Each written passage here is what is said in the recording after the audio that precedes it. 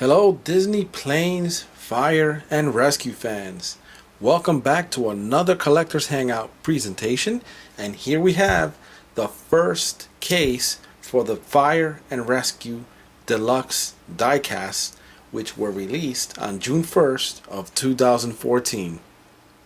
The two castings that we're going to look at today are Windlifter with removable tank and Blade Ranger with working hoist. And here we have Windlifter positioned in his package, and right at the front of his packaging you'll see a little diagram or a little picture that shows how his removable tank works. When we unbox him later on in the video, we'll show you how that works.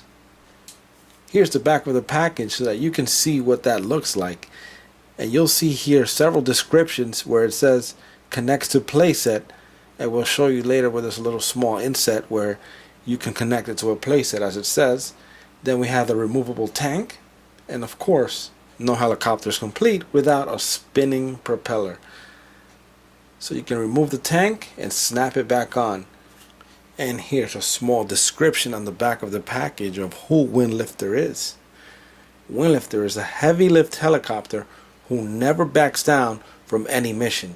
He is a skilled and dedicated American Indian firefighter who can sense fires before they're even spotted. So this is Windlifter, and he is also a member of the Smoke Jumpers team.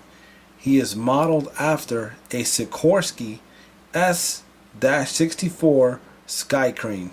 Windlifter used to be a lumberjack and has loads of strength to carry logs or a fire retardant chemical tank to fight fires. Now, as we mentioned earlier, Windlifter is a heavy lift helicopter, and he has an opening at the belly for hoisting dozens of trees or a fire retardant chemical tank, which will show you how that comes off.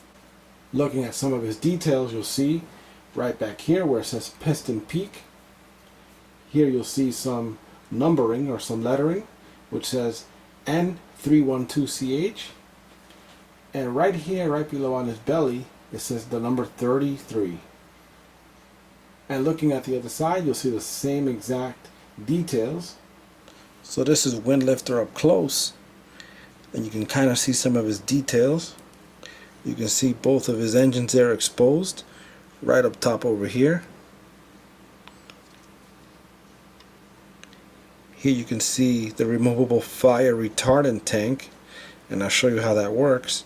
And right down here you can see that is actually the piece that connects to a playset. So you would attach something there which works with the playset. And here I'll show you how this tank simply comes off. Just unclip it, and that's basically what it looks like, which is pretty neat. And you can see him here as he looks without any undercarriage. Pretty cool. And you can pick him up and put the tank right back on, and you can see it only goes one way. So you see right back here is like a slight angle. You can't put it forward or else it won't fit. Now when you first take him out of the package, you have to reposition these blades correctly so that it forms a full cycle or full array of blades in the right position. If you can see that here. So that's what it should look like once you position them correctly after you take it out of the package. Here's what his propeller looks like, and you can see these white lines here. It's pretty cool when it spins. The only complaint about this casting that I have is when the blade propeller spins, it's kind of when it reaches this point here, the lower two blades are actually hitting up against this plastic engine piece here. As you can see, there's no space for it to move, so it kind of, you can see that there it hits. There's nowhere for it to move, so it doesn't really spin freely. It stops the spinning cycle. You can see there it's not easy to spin. The rear blade, however, That's how it should spin freely. Well, having trouble getting it there, but as you can see what I mean, it doesn't have any struggle spinning. So this is Windlifter, and this is a 1/55th scale die cast by Mattel for the Disney movie Planes, Fire and Rescue. And here we have Blade Ranger inside of his package so that you can see how he's positioned. And just like Windlifter, you'll see at the front of the packaging here where it shows what action he has available, which in this case is a working hoist. Taking a look at the back of the packaging, you'll see that it is very similar to that of Windlifter's. You'll see some descriptions of his actions, which in this case it says connects to playsets, working hoist, and spinning propeller. And here you'll see what that looks like. You can slide the door open, rotate hoist, and pull out. And then here it says spin propeller to retract hoist, then push in.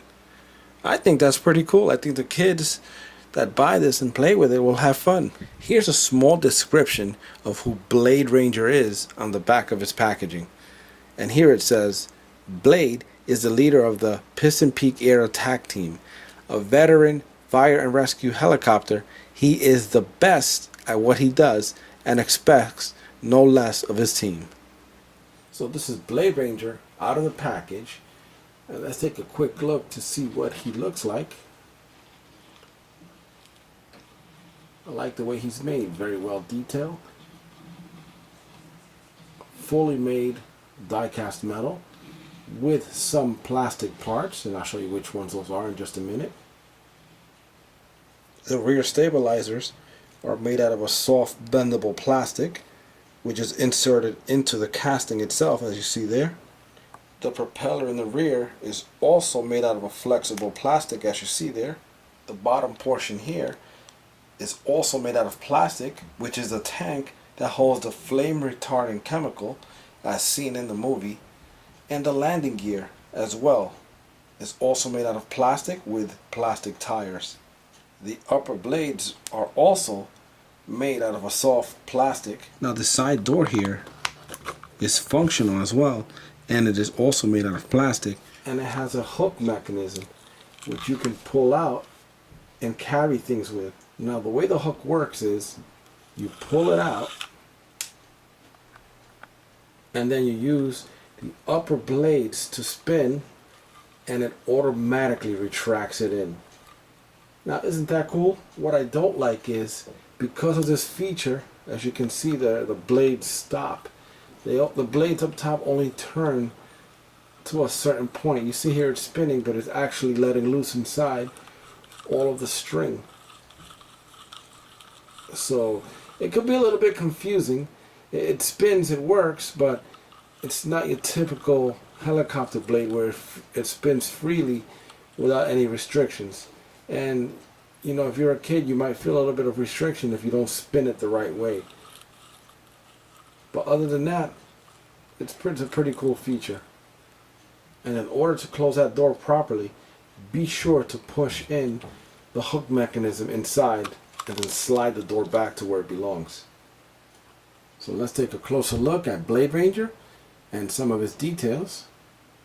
Here you'll notice an exhaust vent for letting out any hot fumes, not necessarily exhaust. This is the exhaust port for the engine. And of course the propeller spins freely, unlike Windlifter. It doesn't hit anything over here, so that's pretty good. You'll see the badge over here, the lettering N626BG, number 301. Looking at the front, some of you might wonder, why is this painted black?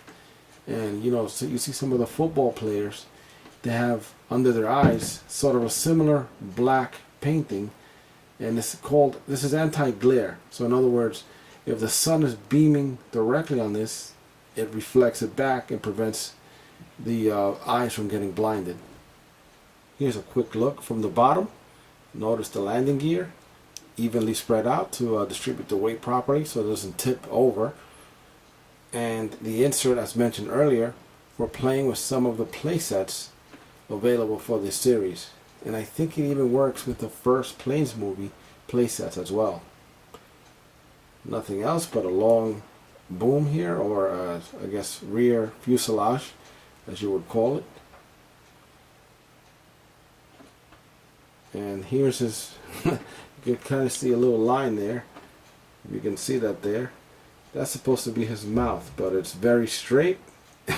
No smile, no frown, nothing, as his character depicts in the movie.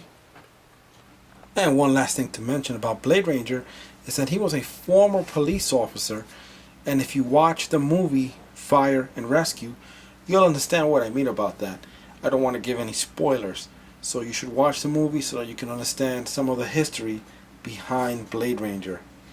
And one other note, he is modeled after an Augusta Westland AW-139, and you can see a picture of that right over on the top right over here.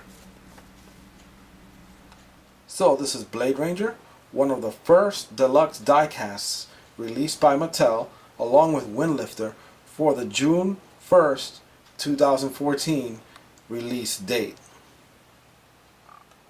Once again, thanks for tuning in to another presentation by the Collectors Hangout. Be sure to watch the end credits where you can find links to other Disney Planes fire and rescue videos. Click on the video to the left to watch the second wave releases by Mattel for the Deluxe series featuring Riker. Click on the video in the center to watch the first wave release for the 1/55th scale diecast by Mattel, released on June 1st of 2014. Click on the video to the right to watch the second wave releases for the 1/55th scale by Mattel, featuring Pinecone.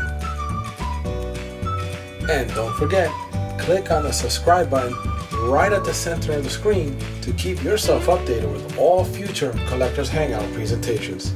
Bye for now.